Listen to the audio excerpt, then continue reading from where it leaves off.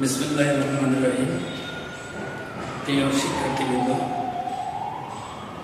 সকলকে আমার সালাম, আসসালামু আলাইকুম। তোমরা কেমন আছো?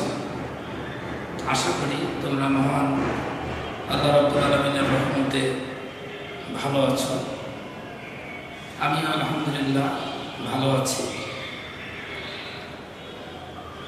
তোমরা জানো যে আমার পূর্বের ক্লাসে আমি বলেছিলাম যে আমি পরবর্তী ক্লাসে তোমাদের মডিফায়ার্স নিয়ে আলোচনা করব। তার এই ধারাবাহিকতায় আজকে মডিফায়ার্স নিয়ে আলোচনা করব। তোমরা জানো যে মডিফায়ার্স একটু তুলনামূলক কঠিন, তবে যদি চর্চা করা যায় তাহলে বিশ্বাস করি যে মডিফায়ার্স আনসার করা কঠিন হবে না। আজকে আমি বোর্ডের মধ্যে মডিফায়ার্সের সবচেয়ে শর্টকাট নিয়মে কিভাবে মডিফায়ার্স আয়ত্ত করা যায় এর উপর ভিত্তি করে 6টি রুলস লিখেছি। এর মূলত 12টি রুলস আছে, তার মাধ্যমে আজকে 6টি নিয়ে আলোচনা করব। কারণ একদিনে 12টি রুলস নিয়ে যদি আলোচনা করি তাহলে হয়তোবা তোমাদের জন্য এটা একটু কষ্টসাধ্য হবে। তাই আজকে আমি 6টি রুলস নিয়ে আলোচনা করব। তোমরা মনোযোগ সহকারে ক্লাসটা করবা। আর আজকে আমি বাংলায় কথা বলবো, বাংলায় ক্লাস নিব, যাতে তোমাদের জন্য বোঝা আরো সহজ হয়। তো চলো আমরা শর্টকাট নিয়মে কিভাবে মডিফায়ার্স শেখা যায় এ বিষয়ে একটু আলোচনা করি। দেখো, এখানে লেখা আছে মডিফায়ার্স। আসলে মডিফায়ার্সটা কি? মডিফায়ার্স হচ্ছে শর্টকাট নিয়মে যদি আমরা মডিফায়ার্সটা বলি যে মডিফায়ার্সটা কি জিনিস, তাহলে এখানে দেখো জেনে রাখা ভালোতে লেখা আছে যে মডিফায়ার্সটা সাধারণত হচ্ছে অ্যাডভার্ব অথবা অ্যাডজেক্টিভ অথবা অ্যাডভার্ব নিয়ে যা আলোচনা করে সেটাই সাধারণত মডিফায়ার্স। তাহলে মডিফায়ার্স মানে আমরা বুঝবো যে অ্যাডজেক্টিভ অথবা অ্যাডভার্ব নিয়ে আলোচনা করা হবে, সেটা হচ্ছে মডিফায়ার্স। তাহলে পজিশন অফ মডিফায়ার্স এর পজিশন হচ্ছে দুইটা। দেখো, একটা হচ্ছে প্রি মডিফায়ার্স আর একটা হচ্ছে পোস্ট মডিফায়ার। একটা হচ্ছে প্রি মডিফায়ারটা কি? দেখো, প্রি মডিফায়ার নাউন যদি এরকম থাকে যে প্রি মডিফায়ার নাউন, তাহলে প্রি এর জায়গায় আমরা দেখো প্রথমে পড়বে অ্যাডজেক্টিভ, তারপরে বলবে নাউন। যদি প্রি মডিফায়ার নাউন বলা হয় তাহলে প্রথমে পড়বে অ্যাডজেক্টিভ, তারপরে বলবে নাউন। আর যদি পোস্ট মডিফায়ার বলা হয়, দেখো পোস্ট মডিফায়ার যদি বলা হয় তাহলে প্রথমে বলবে নাউন, পরে বলবে অ্যাডজেক্টিভ। একটু কম বেশি। প্রথমেরটা হচ্ছে প্রি হচ্ছে তোমার অ্যাডজেক্টিভ প্লাস নাউন, আর পোস্টটা হচ্ছে নাউন প্লাস অ্যাডজেক্টিভ। বোর্ডে লক্ষ্য করো, উদাহরণ দেওয়া আছে, হি reached his goal for getting a dash solution। ড্যাশটা বলতে কি? প্রশ্নে তোমাদের উল্লেখ করা থাকবে এরকম যে প্রি মডিফাইড নাউন। তাহলে আমরা প্রি মডিফাইড নাউন যদি বলা হয়, আগেই দেখো আমি এখানে লিখেছি অ্যাডজেক্টিভ প্লাস নাউন। প্রথমে অ্যাডজেক্টিভ হবে, তারপরে নাউন হবে। তাহলে যেহেতু সলিউশনটা হচ্ছে নাউন, তাহলে নাউনের পূর্বে আমাকে একটা অ্যাডজেক্টিভ ব্যবহার করতে হবে। তাহলে আমি যদি এখানে দিই he reached his goal for getting আ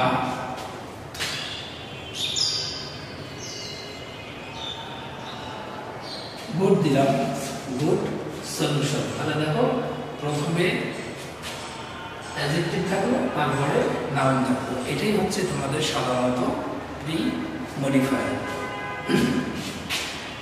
এরপরে যদি আমরা আলোচনায় যাই পোস্ট মডিফায়ার, তাহলে দেখো পোস্ট মডিফায়ারের ক্ষেত্রে বলা আছে নাউন প্লাস অ্যাডজেক্টিভ। এখানে উদাহরণ দেওয়া আছে, দ্য ম্যান ওয়াজ রিয়েলি, তারপরে এখানে ডট ডট ডট দেওয়া আছে, প্রশ্নের উল্লেখ করা থাকবে যে পোস্ট মডিফাইড নাউন।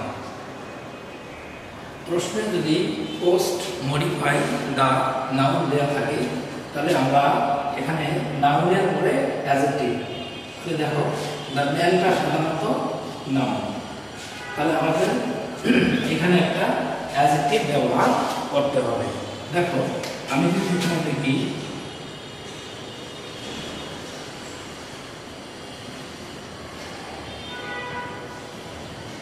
দেখো আমি যদি এখানে এখন দেখি the man was really handsome, দেখো হ্যান্ডসাম, সেক্ষেত্রে প্রথমে নাউন তারপরে অ্যাডজেক্টিভ, প্রথমে নাউন তারপরে আমরা ব্যবহার করলাম অ্যাডজেক্টিভ, এটাই হচ্ছে তোমাদের পোস্ট মডিফায়ার।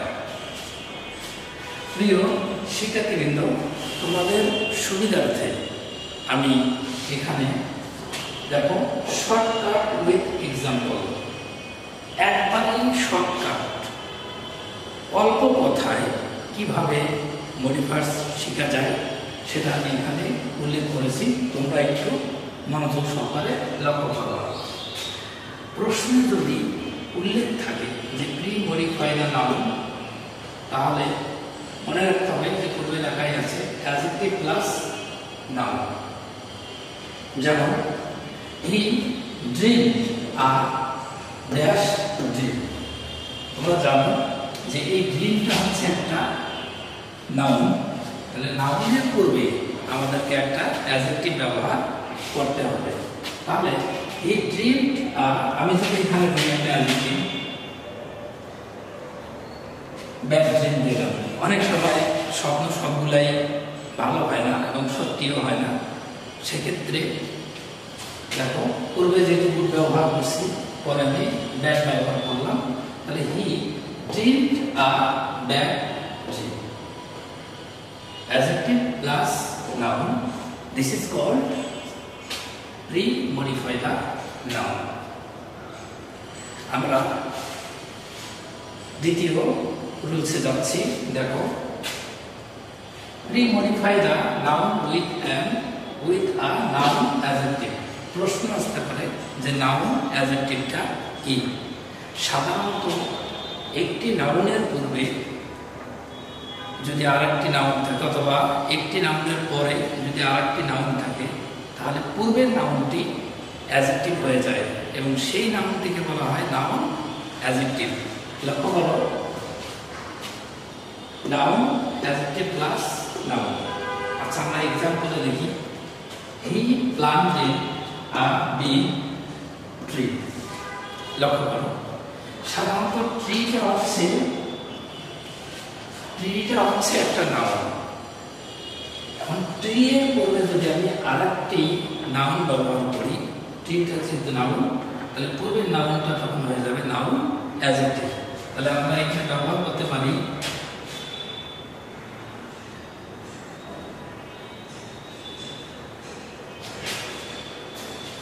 দেখো he planted a big mango tree, তাহলে ম্যাঙ্গোটা হচ্ছে একটা নাউন, ট্রিটা হচ্ছে একটা নাউন। যেহেতু নাউনের পূর্বে আরেকটি নাউন বসেছে তাহলে সেটাই হবে নাউন অ্যাডজেক্টিভ। এটাই মনে রাখবা যে যখনই তোমাদেরকে বলে নাউন অ্যাডজেক্টিভ তখন মনে রাখতে হবে যে একটি নাউনের পরে যদি আরেকটি নাউন থাকে তখন পূর্বের নাউনটি হয়ে যাবে নাউন অ্যাডজেক্টিভ। এবং তোমাদের পরীক্ষায় বা তোমাদের কোশ্চেনে দেওয়া থাকবে যে use a noun adjective to premodify the noun অথবা টু পোস্ট-মডিফাই দ্য নাউন, এরকম থাকতে পারে। প্রি দিলে পূর্বে, পোস্ট দিলে হচ্ছে পরে। তাহলে দেখো এক্সাম্পলটা একটু প্র্যাকটিস করলে ইনশাআল্লাহ তোমরা পাবে। 3 নাম্বার রুল দেখো, যদি এরকম থাকে যে pre-modify the noun with an appositive। আসলে অ্যাপোজিটিভটা কি এটা নিয়ে একটু কথা বলা দরকার। অ্যাপোজিটিভটা হচ্ছে যে একজন যে কোনো ব্যক্তি হোক বা যে কোনো বস্তু হোক, এটা দুইটা কোয়ালিটি ব্যবহার করা প্রয়োজন হবে এবং দুটাই নাউন হবে। যেমন আমি এখানে এক্সাম্পল দিয়েছি, দেখো অ্যাপোজিটিভটা কি, প্রথমে একটা নাউন থাকবে তারপরে একটা নাউন থাকবে, তারপরে ভার্ব থাকবে, তারপরে এক্সটেনশন থাকবে। এক্সাম্পল দেখো, সাকিব আল হাসান।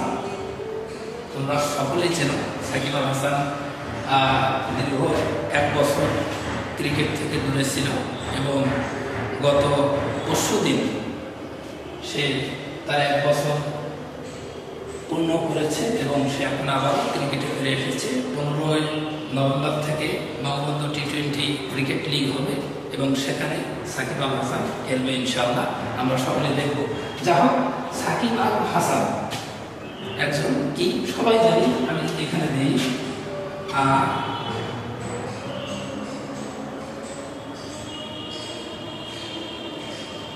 ক্রিকেটার।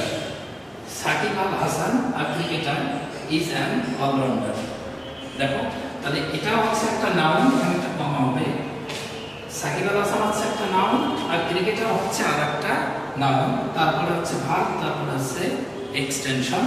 এটাই হচ্ছে সাধারণত অ্যাপোজিটিভ। তোমাদের পরীক্ষায় বা প্রশ্ন দেওয়া থাকবে যে pre modify the noun with an appositive অথবা post modify the noun with an appositive. ব্যবহার করবো তোমরা এভাবে। আশা করি একটা এক্সাম্পল মনে রাখলে পরবর্তীগুলা তোমরা পাবা ইনশাআল্লাহ।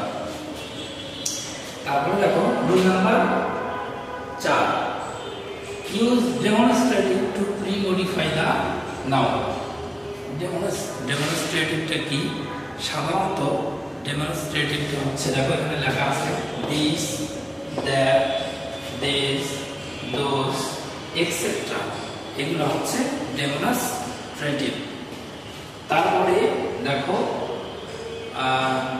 তারপরে অ্যাডজেক্টিভ বসবে, তারপরে নাউন বসবে। এটা মনে রাখতে হবে স্ট্রাকচারটা।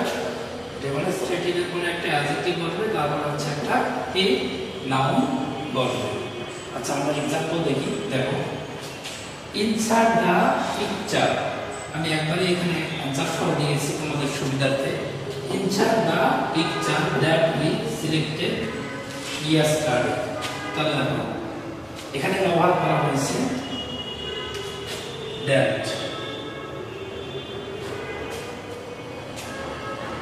অথবা এখানে একটু প্রিন্টিং এর সম্ভবত নিজেকে ভুল হয়ে গেছে। আমরা এখানে ব্যবহার করতে পারি insert this picture that we selected yesterday. তাহলে দেখো এখানে ব্যবহার করা হয়েছে this। 2 নম্বর এক্সাম্পলটা দেখো, insert those pictures। প্লুরাল যখন হবে তখন ব্যবহার করব those, সিঙ্গুলার যখন হবে তখন ব্যবহার করব this। আচ্ছা দেখো, this অথবা that ব্যবহার করতে পারি। তাহলে insert this picture that we selected yesterday। তাহলে thisটা হচ্ছে তোমার ডেমনস্ট্রেটিভ। আবার এখানে ব্যবহার করছি those, এই thoseটা হচ্ছে ডেমনস্ট্রেটিভ। আচ্ছা, তাহলে দেখো ডেমনস্ট্রেটিভ এইগুলো, তারপরে কি বলবে একটা অ্যাডজেক্টিভ বলবে, তারপরে হচ্ছে তোমার একটা নাউন বলবে। এক্সটেনশনে বা প্রশ্নে দেয়া থাকে, আমি এখানে শর্টকাট করে দিয়েছি তোমাদের বোঝার জন্য। এরপরে দেখো rule number 5, use possessive to pre modify the noun. আচ্ছা, পজেসিভ তোমরা সকলেই জানো, নিচে লিখে দেওয়া আছে। দেখো his, her, my, our, their, your, ইত্যাদি, এইগুলো হচ্ছে পজেসিভ। আচ্ছা, পজেসিভের পরে একটা নাউন বসবে প্লাস নাউন থাকবে। তাহলে দেখো যদি এরকম থাকে যে use possessive to pre modify the noun, সেক্ষেত্রে তোমরা এই পজেসিভগুলো যে কোনো একটা ব্যবহার করতে পারবা। প্রশ্নের উত্তর লিখতে গিয়ে যেটার অর্থ লিখলে তোমার প্রশ্নটা সলিউশন হয়ে যাবে, অর্থবহ, সেটাই লিখবা। আচ্ছা দেখো একটা আমি এক্সাম্পল এখানে দিয়েছি, finally we reach dash destination. আচ্ছা, এখানে তোমাদের প্রশ্ন করা হবে যে use possessive to pre modify the noun. যেহেতু আমরা উই ব্যবহার করছি, তাহলে উই এর পজেসিভ ফর্মটা হচ্ছে আওয়ার। তাহলে দেখো finally we reach hour destination মানে গন্তব্যস্থল। হ্যাঁ, সেক্ষেত্রে হচ্ছে এটা হচ্ছে তোমার পজিটিভ। আচ্ছা, রুল নাম্বার 6 দেখো, ইউজ ডিটারমিনার। ডিটারমিনারটা কি, সরি, ডিটারমিনারটা হচ্ছে সাধারণত তোমাদের মডিফায়ার্সের ক্ষেত্রে ডিটারমিনারটা ব্যবহার হবে আর্টিকেলস, অথবা আর্টিকেলস দেয়া গেছে to pre modify the noun. আচ্ছা, আর্টিকেল কি, এ এম দাকে আমরা সাধারণত আর্টিকেল বলি, এগুলোর বাইরে আসার সম্ভাবনা খুবই কম। আচ্ছা, সেক্ষেত্রে আমি একটা এক্সাম্পল দিয়েছি, দেখো, dash old man lost his sight. আচ্ছা,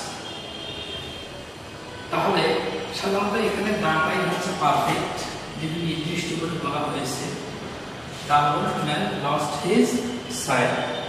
হ্যাঁ, সেক্ষেত্রে যদি এরকম আসে, কি বলে, তোমার ডিটারমিনার আসে, তাহলে তোমরা আর্টিকেল ব্যবহার করবা, ইনশাআল্লাহ হয়ে যাবে।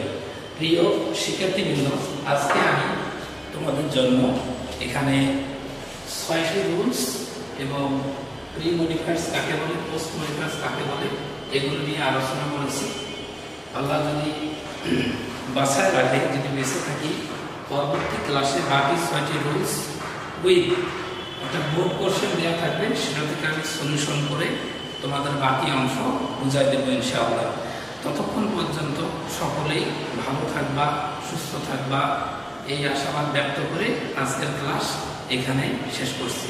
আল্লাহ হাফেজ।